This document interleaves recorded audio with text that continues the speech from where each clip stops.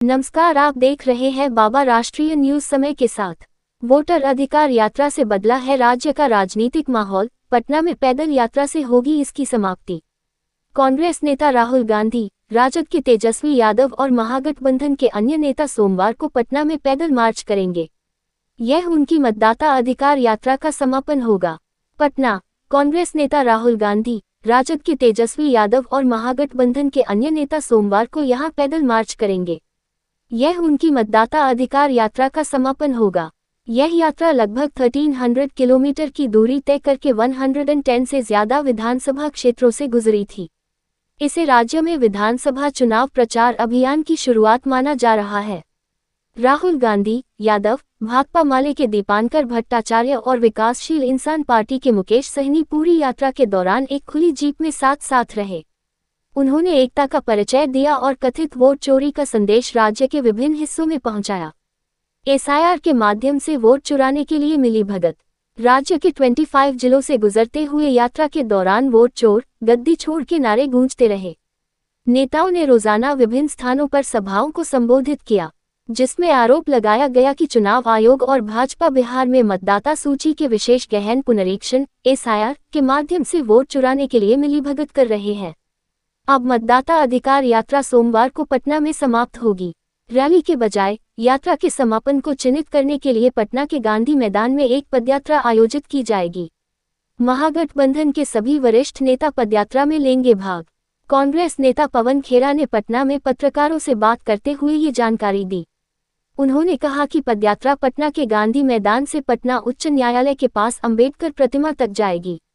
महागठबंधन के सभी वरिष्ठ नेता पदयात्रा में भाग लेंगे। लगभग 4 किलोमीटर लंबी इस पदयात्रा को गांधी से अंबेडकर नाम दिया गया है। पदयात्रा से पहले पटना के गांधी मैदान में एक रैली की योजना बनाई गई थी। हालांकि 1 सितंबर को कांग्रेस की रैली वाले दिन गांधी मैदान उपलब्ध न होने के कारण यह निर्णय बदल दिया गया।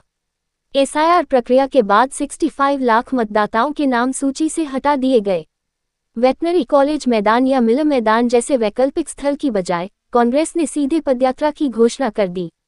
इस बदलाव का कारण अभी स्पष्ट नहीं है। हालांकि राहुल गांधी इस पदयात्रा के माध्यम से क्या संदेश देना चाहते हैं, ये कल पता चलेगा, लेकिन कांग्रेस कार्यकर्ता इसे लेकर काफी उत्साहित है।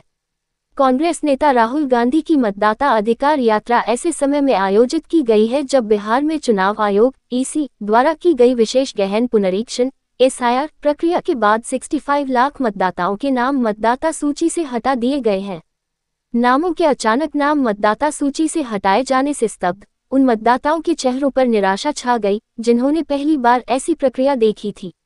राज्य के राजनीतिक दल, खासकर विपक्षी दल राष्ट्रीय जनता दल, राजद, भाकपा माले, भाकपा, माकपा और अन्य छिटपुट विरोध प्रदर्शन कर रहे हैं और सामाजिक राजनीतिक संगठनों ने जल्दबाजी में की गई इस कवायद में कथित अनियमितताओं के खिलाफ सर्वोच्च न्यायालय का दरवाजा खटखटाया है। एनडीए नेता भी दबी जुबान से माहौल के बदलने की बात कर रहे स्वीकार। यह यात्रा 10 अगस्त को शुरू होनी थी, लेकिन झारखंड मुक्ति मोर्चा झामुमो के पूर्व अध्यक्ष और पूर्व मुख्यमंत्री शिबू सोरेन के निधन, विभिन्न राजनीतिक घटनाक्रमों और स्वतंत्रता दिवस समारोह के कारण एक सप्ताह के लिए स्थगित कर दी गई। ये रैली 17 अगस्त को सासाराम के सौरा हवाई अड्डा मैदान से बिहार में सक्रिय भारतीय राष्ट्रीय विकासात्मक समावेशी गठबंधन इंडिया के नेताओं के समर्थन और धूमधाम के साथ शुरू हुई, जिसमें राजद सुप्रीमो लालू प्रसाद यादव भी शामिल थे, जो अपनी नाजुक सेहत के बावजूद पटना से आए थे। इसे लेकर अब बिहार के एनडीए नेता भी दबी जुबान से माहौल के बदलने की बात को स्वीकार कर रहे हैं। और भी ऐसी तरह तरह की न्यूज को देखने के लिए हमारे चैनल को लाइक करें, सब्सक्राइब करें और बेल आइकन जरूर क्लिक करें, इससे हमारे आने वाली न्यूज की नोटिफिकेशन आप लोगों को सबसे पहले मिले।